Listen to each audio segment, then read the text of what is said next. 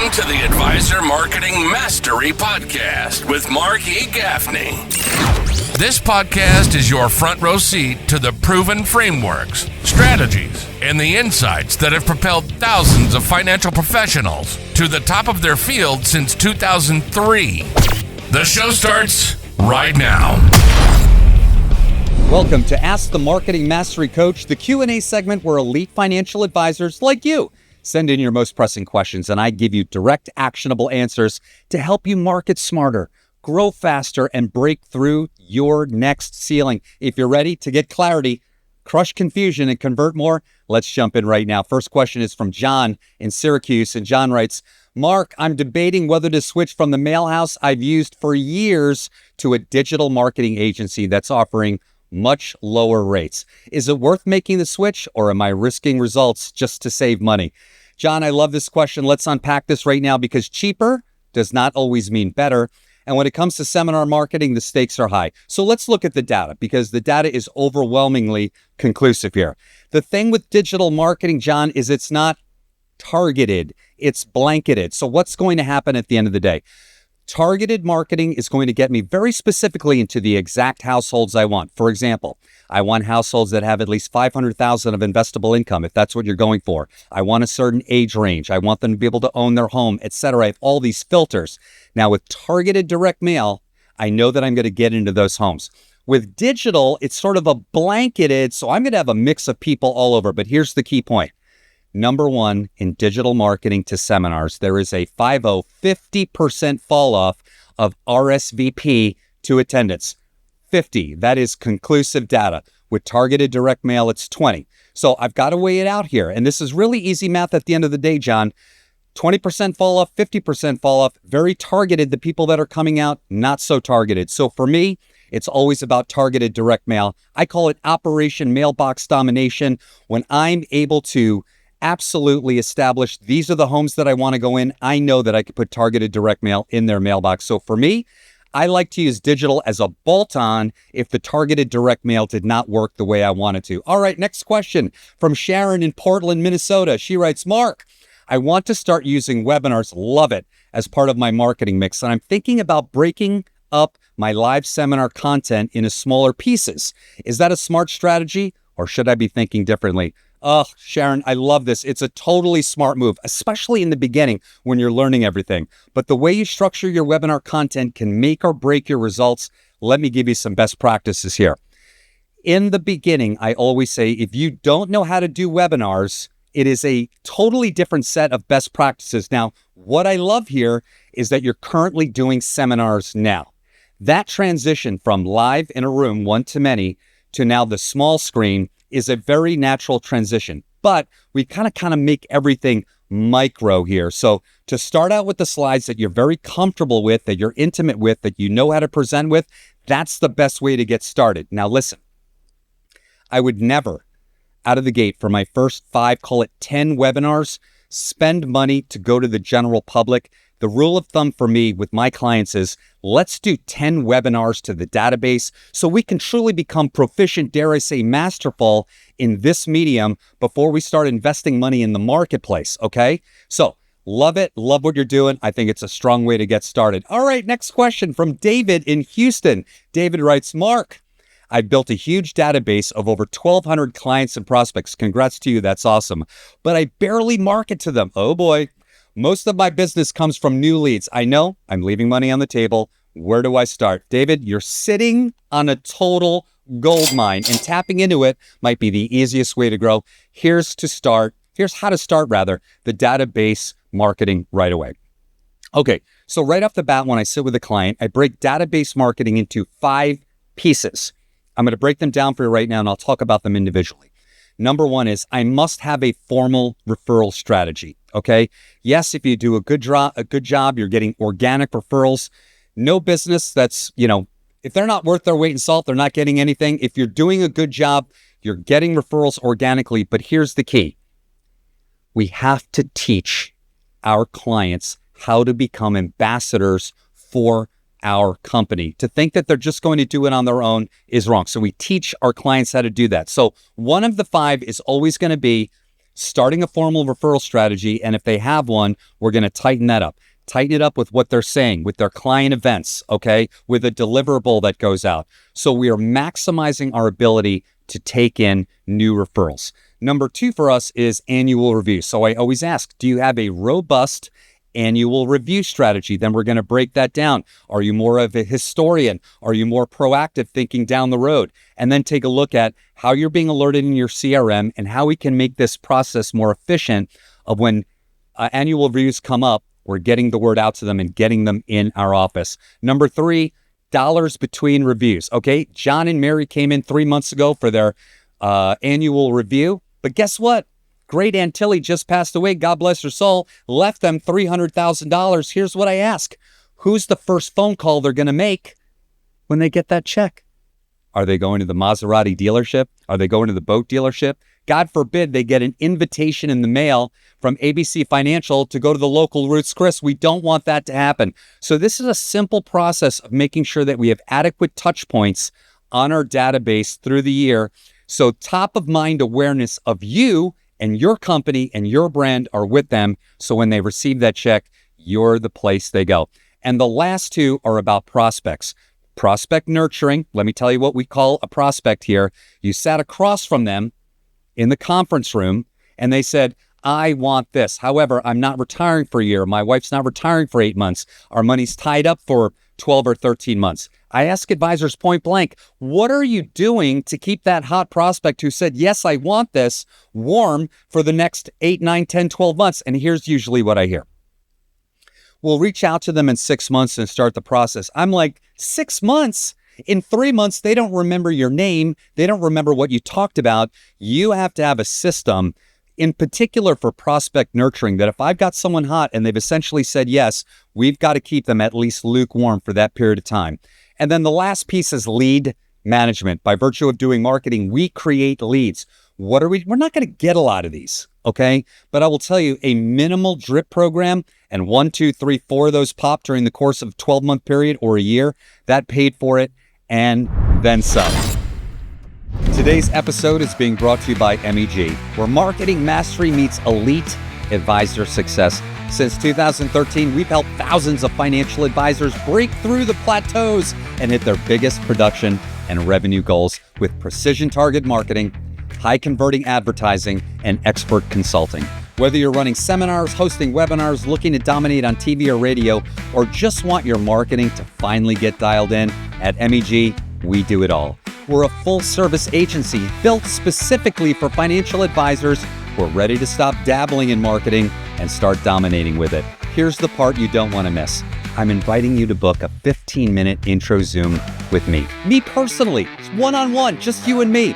We call it the $1 Million Zoom because it's packed with the kind of insights that can shift the trajectory of your business fast. No pressure, no obligation, 100% complimentary. In just 15 minutes, you'll see exactly how we can bring all your marketing under one roof, tailor it to your brand, and drive real results. Just head over to markedwardgaffney.com. That's markedwardgaffney.com and grab your spot now. MEG, boutique marketing for financial advisors who are ready to grow like never before. Now back to the show.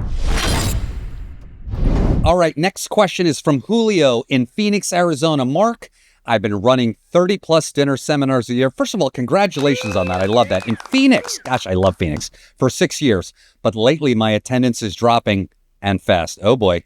This has always been my number one lead source and I'm starting to worry. What can I do to turn things around?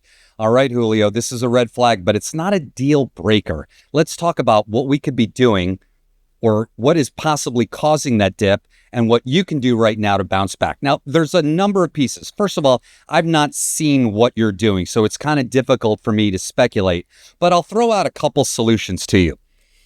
The first solution that I come up with is I'm going to take the standpoint right now of that you may have fatigued the market. And by the way, Phoenix is a market I'm very, very familiar with. I've worked it for years and years. There are a lot of financial advisors there. I never get worried about that, okay? But a couple things that we can do right away. I'd want to reanalyze data, okay? Make sure that we're genuinely mailing out to everyone who's in drivable distance of our office, okay? Number 2, I might need a new look in the mailbox, so I would redo my invite. Those are 2 possible ways that I'd look at it if I want to keep doing the same thing.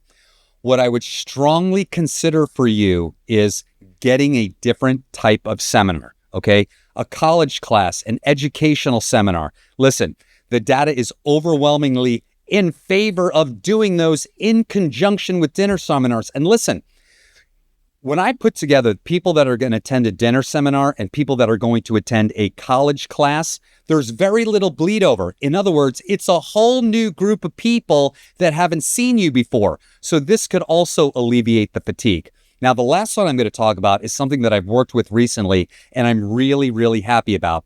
And there are mail houses out there right now that have guaranteed RSVP and guaranteed attendance programs. So now you don't have to worry about it. You're taking the onus off you and you're putting it on the mail house for them to guarantee those RSVPs. I'd look into that. Those are 3 options right now that I'd look into. But I'll tell you what, call me. Let's talk about it. Set up a 15-minute Zoom. I'd love to go over that in further detail with you. All right, question 5 from Ving in Miami. Ving, what's up, baby? Mark, I keep hiring marketing assistants and none of them stick. Oh, I know this story. I'm clearly missing something in how I hire or train. How can I build a reliable marketing team without the constant turnover? Oh gosh, team turnover can stall growth faster than bad marketing. Let's fix this problem right now. Okay, the first thing that I go over is I want to see what you're posting, okay? Because a lot of times the thought process of advisors is I'm going to bring a creative person in here and they're going to help me design this. No. You're going to put together the strategy. What you need to hire is a tactician. What do I mean by that? This marketing assistant is color-coded, spreadsheet, and super organized person. That's the person I need in that position. And one of the things that we do at MEG is we do a disc profile on that person so that we make sure we're getting the personality style that we need for the position, okay?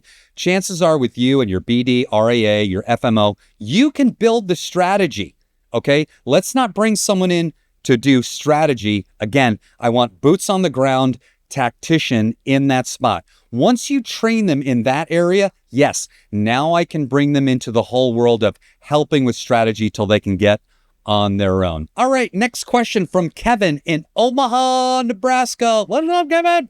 Mark, last year we had huge production year, 25 million. Oh my God, 20 million. Anytime I hear of an advisor that breaks the $20 million milestone, man, I'm thrilled. Those clients are right up our alley. Thanks mostly to 3 big clients, 2 of whom came from referrals. I know we got lucky. How can we start consistently attracting high net worth prospects instead of relying on chance? All right, Kevin, congrats on the great year.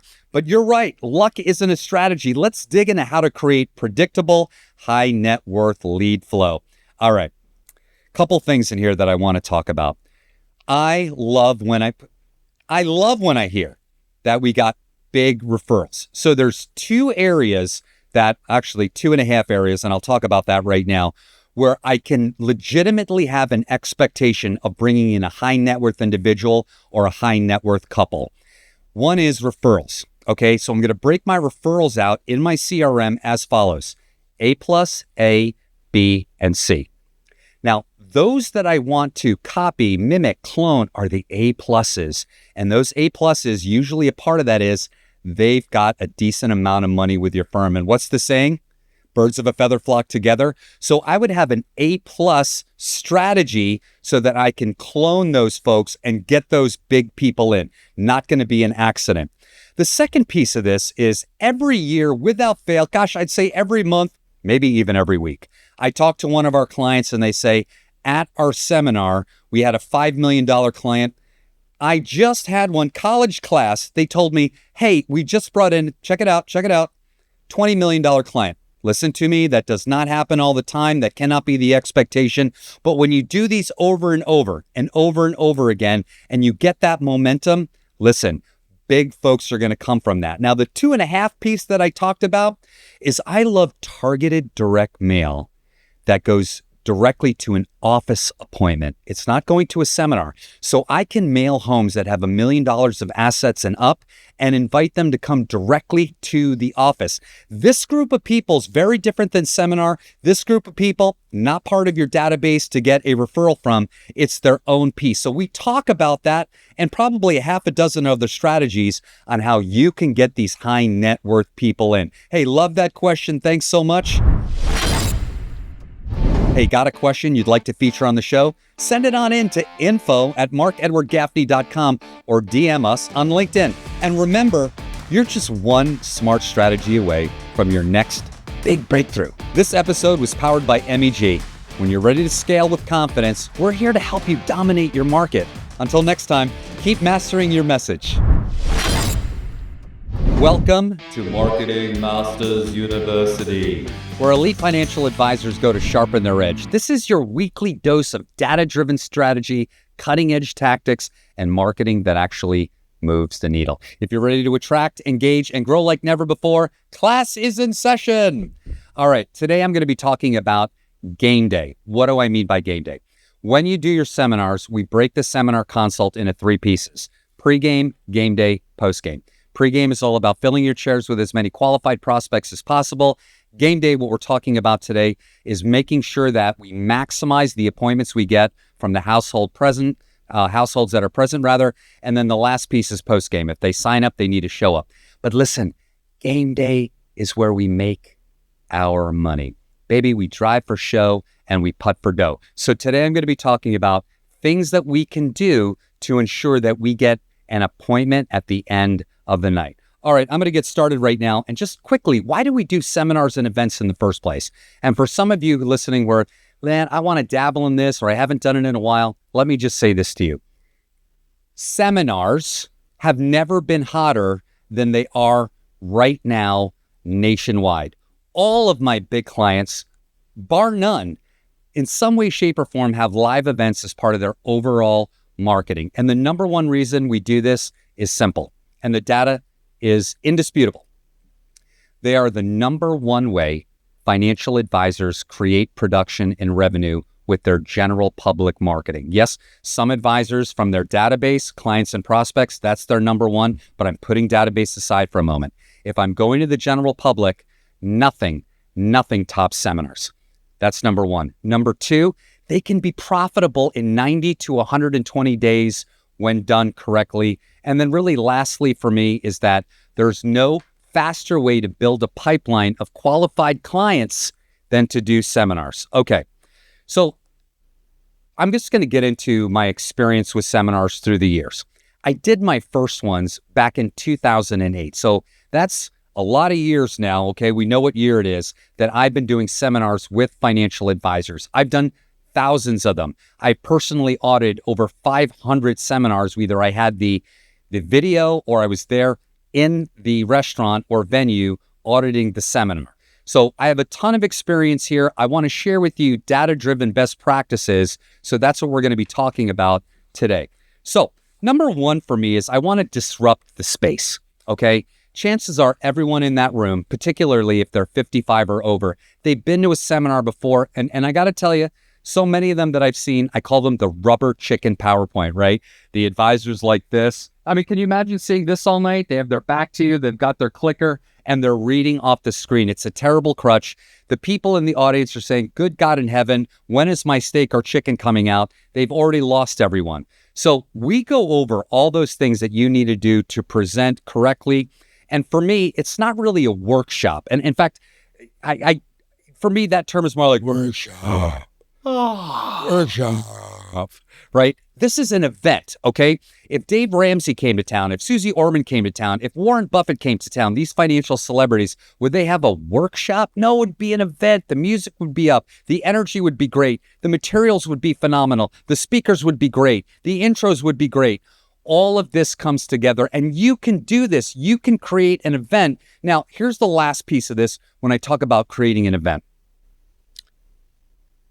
People aren't going to remember everything you said, but here's what they're going to remember: how you made them feel, how they experienced your event.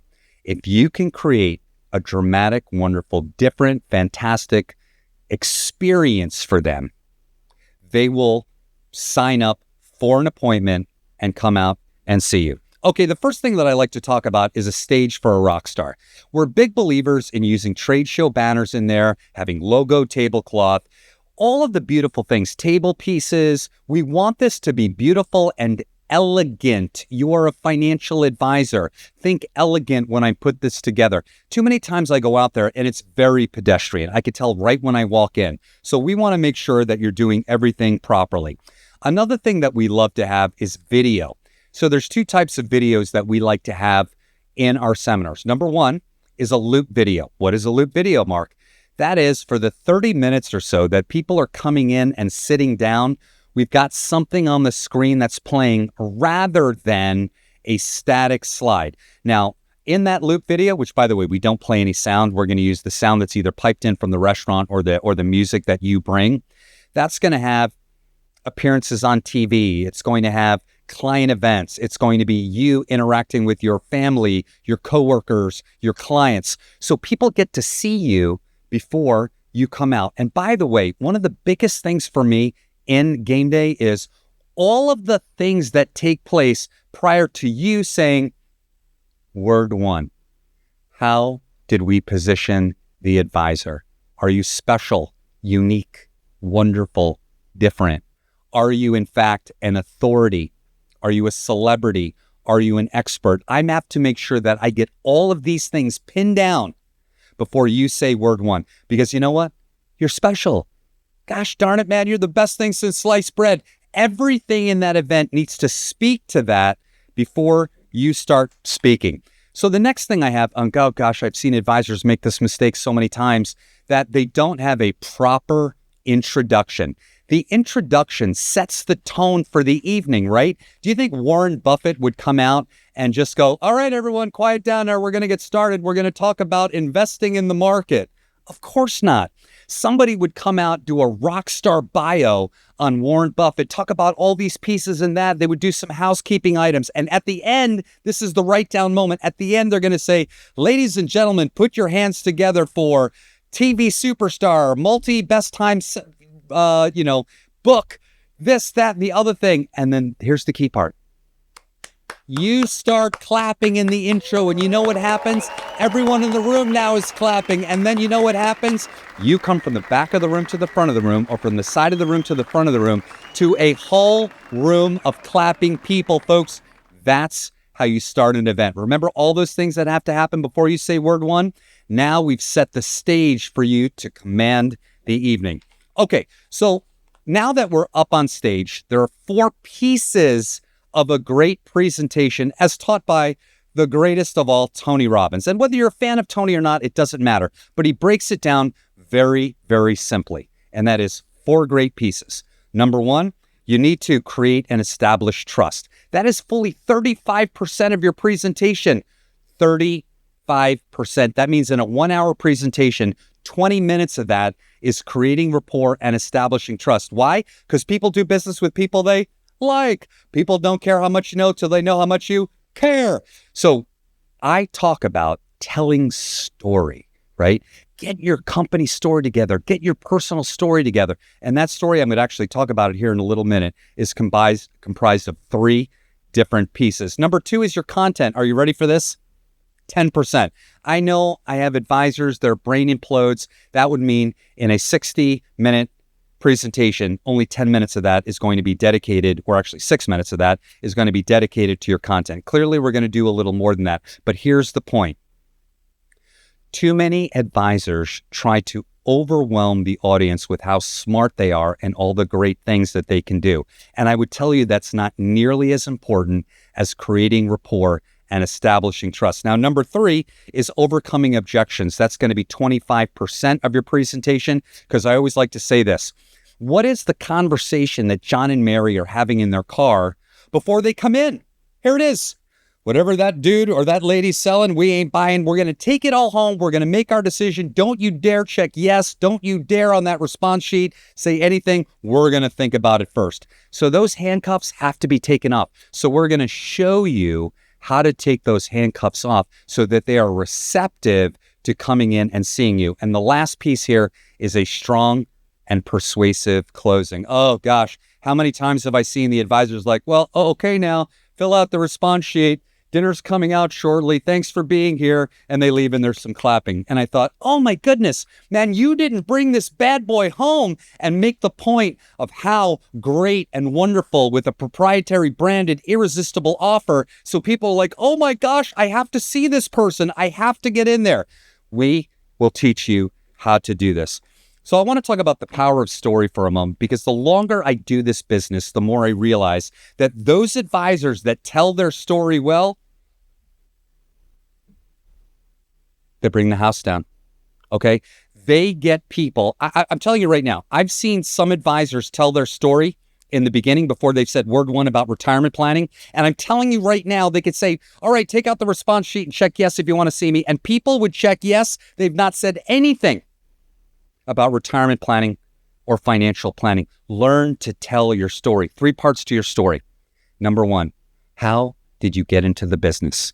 Tell the story of how you got in. Most of you have an incredible story of how you got into the business. Number 2 is, why do you do what you do? And it better say something like this: I have a warrior servant's heart for pre-retirees and retirees. And you'll build off from there. And the third piece is family. Yeah, family. What do politicians do every election cycle? They parade around with their families. Why? Because they know they get an uptick in the polls, because America loves a family man and a family woman.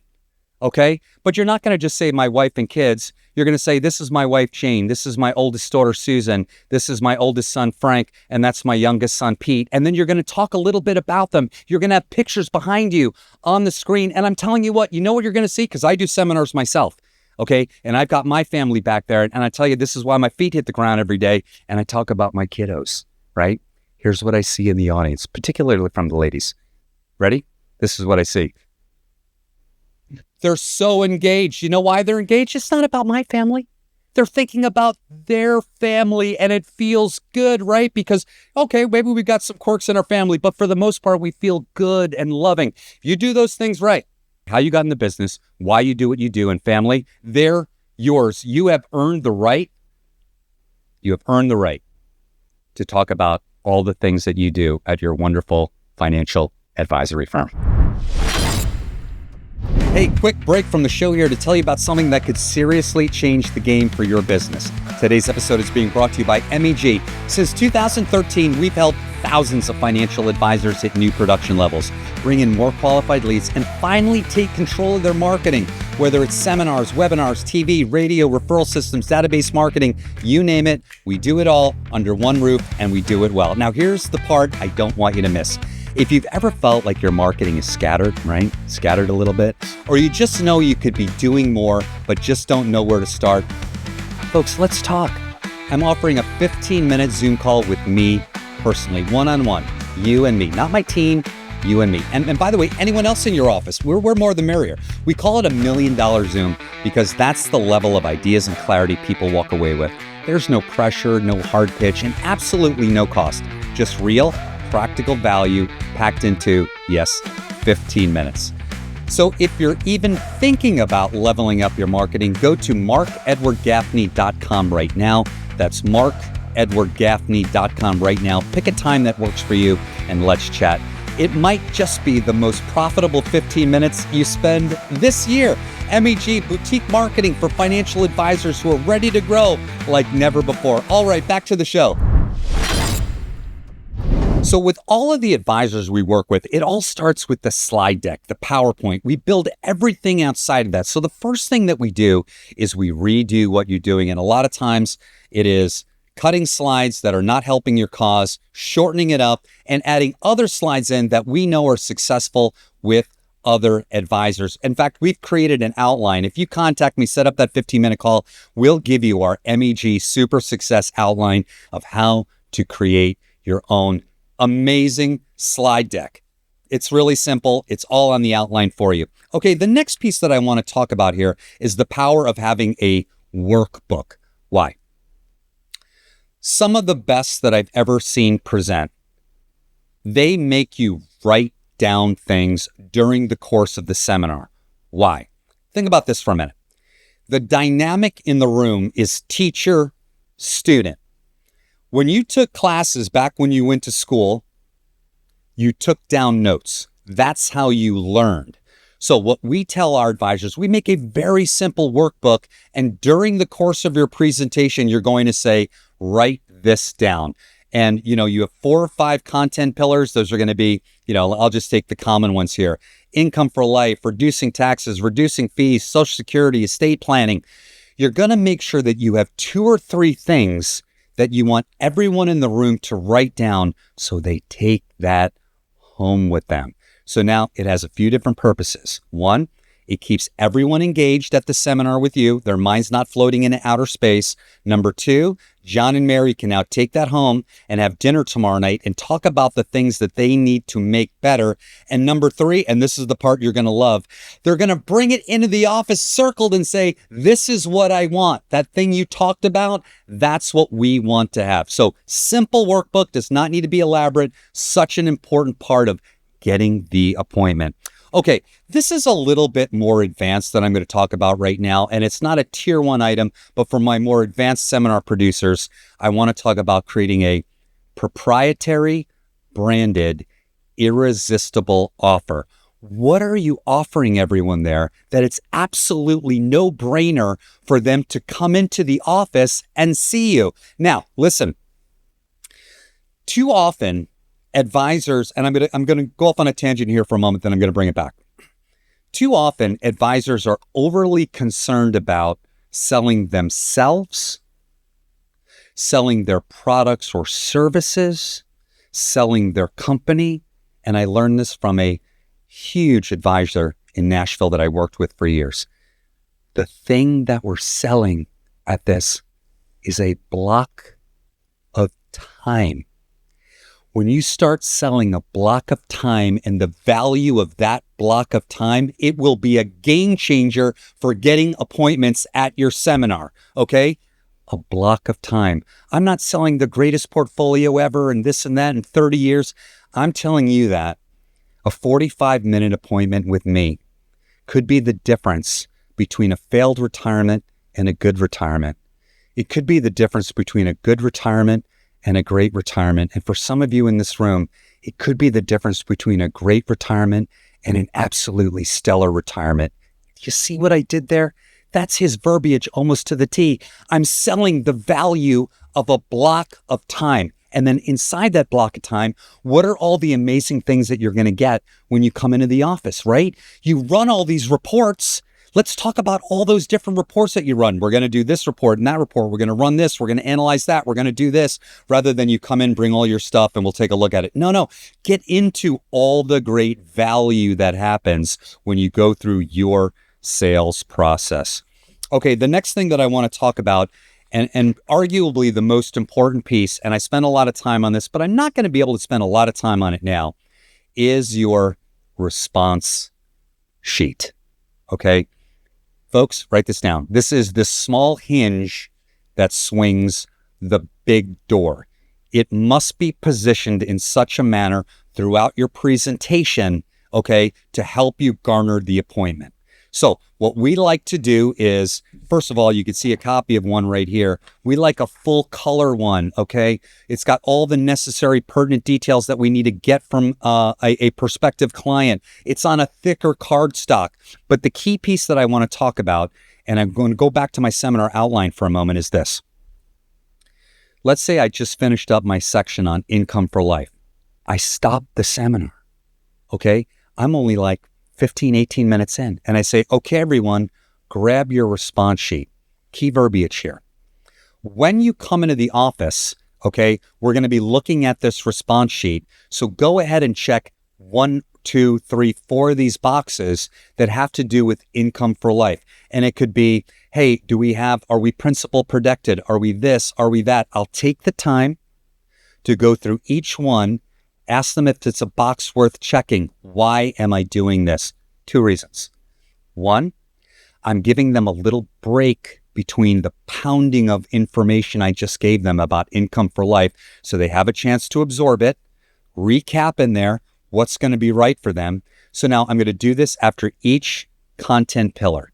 So I'm going to do it when I'm done with income for life. I'm going to do it when I'm done with reducing taxes. I'm going to do it when I'm done with Social Security planning. I'm going to do it again when I'm done estate planning. Now, what do I have at the end when I tell you to take out your response sheet? You have checked with your own hand and your own pen that you need help in 6, 8, 10, maybe 12 areas. So it becomes a no-brainer that someone here needs your help. In fact, I would say that it becomes counterintuitive for them to say no because they need your help. And what's the only reason why they're not going to check yes now? Is because you didn't create rapport and establish trust in the beginning of your seminar. You create rapport and establish trust in the beginning of your seminar. You wrap up with a proprietary branded irresistible offer. You go through your response sheet all the way through, and you know what happens? It's pure magic. In marketing, we can't guarantee everything, but I'm saying it right now. I guarantee if you get those pieces in order, you will simply get more appointments, and not just more appointments, more quality appointments to say, you know what? I'm coming in. I'm coming to see you in your office. That's it for today's episode of the Marketing Mastery Podcast. I hope you leave more equipped, more encouraged, and more empowered to build a practice that reflects excellence and honors your calling. At MEG, we believe your business can be a beacon, one that leads with purpose, serves with heart, and grows with intention. Until next time, keep showing up boldly, serve your clients faithfully, and never forget that the gifts God placed in you were meant to multiply. Stay sharp, stay faithful, and as always, keep mastering your message. God bless. You've been tuning in to the Advisor Marketing Mastery Podcast with Mark E. Gaffney. Until next time, command attention, own your narrative, and market with distinction.